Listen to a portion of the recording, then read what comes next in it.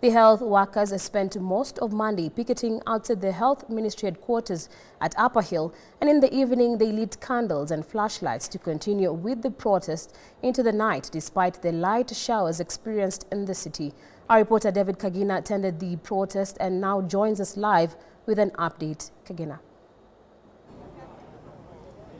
Well, indeed, the numbers continue rising of the intern doctors who are currently right outside the Ministry of Health under the hashtag Occupy Ministry of Health, pushing for the implementation within 60 days as had been promised by President William Ruto at the time they were ending the doctors' strike that we were witnessing. Currently, as we speak, we have had the SG of KMPDU, Davji Atela, just access the ministry offices. We also are aware that the CS, Susan Akumisha, is inside as well, and so they are hoping that they will be having a meeting later today. But just to paint a picture of what's happening here, I'm going to be joined by some of the doctors who've just availed themselves for the activity in solidarity with the rest. So introduce yourself and tell us. We had guys sleeping here today, yesterday night. We have guys who've come here early morning. How is the push? What are you continuing to push for? Thank you, Kagina. My name is Dr. Musungu. I'm here with the medical interns, as you can see. Graduated close to a year ago, actually more than a year ago. And we are here with the medical interns from different universities in this country. We are pushing for our posting, which is expected to happen 30 days after our graduation. So that's why we're here. We're here to advocate and agitate for what is rightfully ours, what has always been there. And we want the CS to do her responsibility to ensure that the duties that are availed to her, she is able to exercise them. And probably just to paint a picture for someone who doesn't understand what the posting means for a doctor, what does it mean? Yes, so as you know already, a doctor spends close to 6 to 8 years to school. For our sake, it was 8 years because of the strikes and COVID and whatnot. So after finishing school, you have to be posted by the Ministry of Health as an employee of the ministry so that you're able to gain the necessary internship so that you can work with a permanent doctor's license. Now, that doesn't mean that we don't know what we're doing. We have been doing it for, as I said, 6 years. We are well equipped, well able, and it is a measure by the ministry that we go through internship to gain our license. Paid internship, it has been that way since the days of when medicine was started in this country. Because of the work we do, the responsibilities we take, and the amount of income we even generate for the ministry. So it is all in order. Posting is necessary for us to go into internship and hence proceed with our careers. So without posting, we are stagnated, we are halted, we have nowhere to go. All right. Thank you very much, Dr. Reed. Let me get to hear from another one. We've had the team right here camping overnight. We had another one coming here very early in the morning. Till when will you leave? We are not leaving until we get our letters. That is the stopping point. And all the interns are very determined. Even the rains are not going to stop us, just like yesterday. The OCS sent us away very late, but today we will stay here until we have our letters. There's a talk going on in the ministry. So we are waiting for the outcome, and the outcome must be we pick our letters or they email it to us. Anything that is outside of that, we'll have to stay and camp here day and night. All right. Thank you very much. I believe you've heard the message that the medical interns have for the ministry and the government at large. That's it for now. Allow me to take it back to you in studio. Well, thank you, David Kagina, for bringing us the latest on that front. So be sure to get a detailed update on the doctors' woes as they seek employment letters. Now, elsewhere, Kwale County has embarked on a program to sensitize widows on their rights following increasing cases of widows being victimized and chased away by family members after their husband's death. Through the Tuajali Wajane community-based organization, many widows are now aware of available laws that protect their rights. Government officials have been called to give priority to widows seeking services in their offices.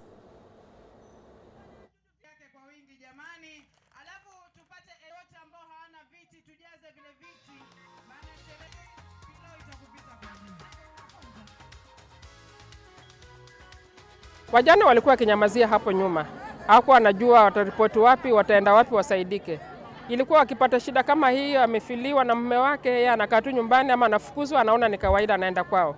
Lakini kwa sababu tumehamasisha hao mama kuanzia, hii ni mwaka wa 3 tangu tushirikiana nao tukifanya International Women's Day, na tumeshirikiana na director wao, tumewahamasisha kwamba wahakikishe kwamba kama kuna shida ya shamba ya inheritance, wahakikishe kwamba wameripoti hizi kesi, wanasaidia, kwa sababu constitution pia inatambua mwanamke kushikilia property ya mume wake ama penye ameolewa.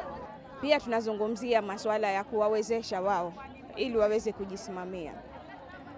Ile advancing widows empowerment inawatia pia motisha wao kuweza kuhakikisha kwamba kweli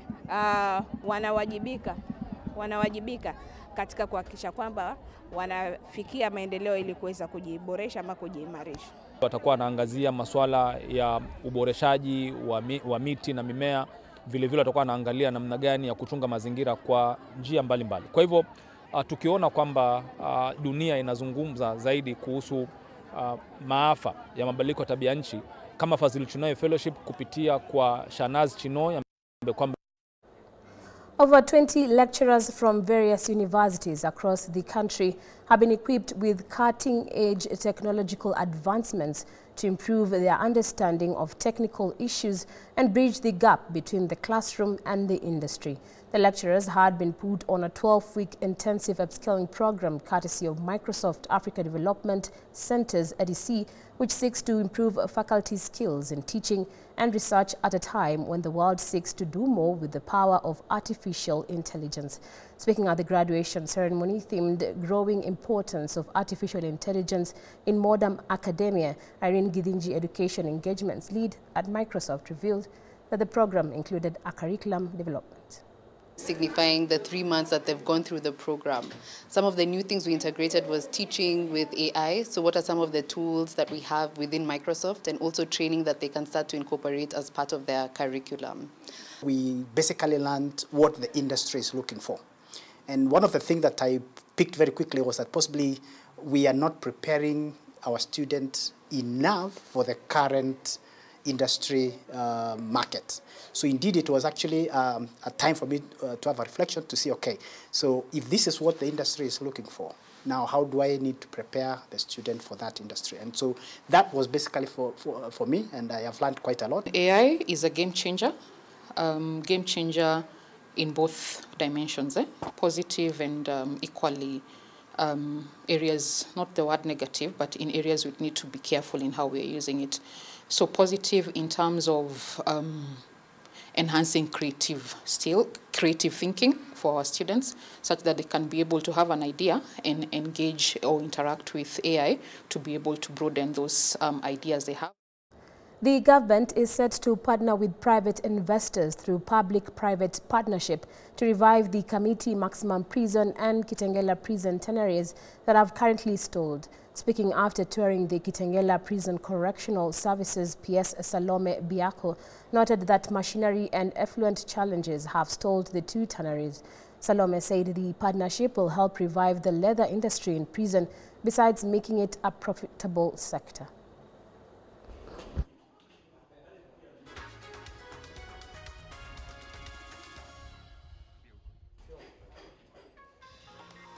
The leather value chain is one of the key presidential priorities, and the president has been looking to revive the entire tannery industry or leather industry for purposes of job creation, for purposes of increasing exports of manufacture and export and local consumption of leather products. And here in the prison, we have a tannery, and the reason we came is so that we can look in at the tannery and explore ways of reviving it. If we can revive the industry, the leather industry in prison, we can scale up the training of our inmates as well as our staff in leather production, and also plug into income, revenue generation for us. We've been working with the private sector to see how we can increase production of especially leather finished goods so that we can do value addition and create jobs here in Kenya. We currently make about 8 million shoes per year here in Kenya. We want to bring that up to about 36 million shoes, which will create almost 100,000 new jobs. And that's all we had for you on K24 Newscast. Thank you so much for watching. My name is Harriet Chimena. Sign language interpreter has been Evelyn Wangwe. Enjoy Jungula Sporty and good afternoon.